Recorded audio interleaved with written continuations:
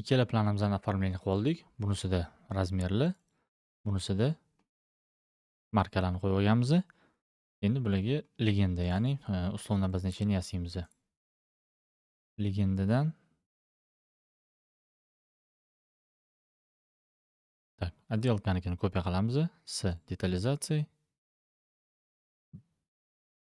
переименовать.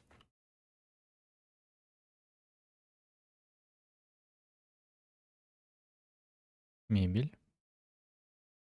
Так, mebelimiz 13-nomer ekan.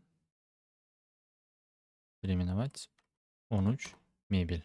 Marka помещения qoladi. Marka отделки sistemamizga kerak emas va mana bu ikkitasi ham kerak emas. Buni teparoqqa olib chiqamiz. Buni mebel deymiz va aslida bu rangamizga kerak emas. Annotatsiyaga o'tib, liniya детализации, черный сплошной, толстыйni olib turib, buni ustidan bitta chizib olamiz va mana buni o'zini udalib tashlaymiz, chunki bizda mebel oq rangda.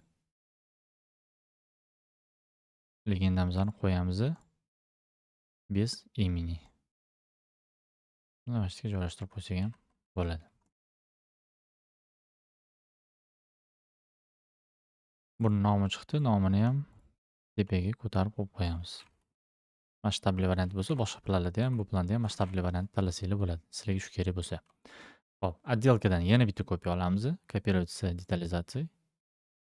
Buni nomini endi переименовать qilib 14 marka mebeli deymiz. Bu yerda marka помещение kerak. Bu markani o'rniga biz mebel markasini qo'yamiz. Buni udalить qilib семейство, annotatsiya va marka mebeli z gabariti kerak emas. Marka mebelining o'zini mana buni qo'yamiz. Ana endi bu keng strochkaga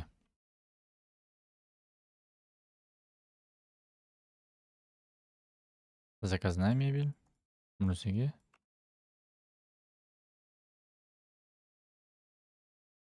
standartna mebel deb yozamiz.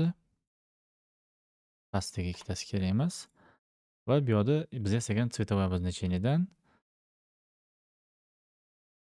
mebellarimizni tanlaymiz. Tak, mana mebel individualniy va bunisiga mebel standartniy. Menga ham individualniy deb yozib qo'ya qolaylik, chalkashmasligi uchun.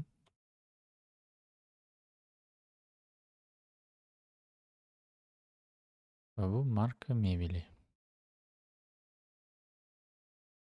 Bu ham tayyor bo'ldi.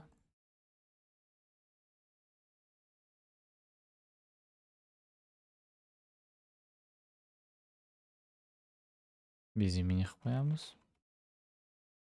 Sal teparoqqa joylashtirib, buni nomini ham to'g'rilab qo'yamiz bu yerga.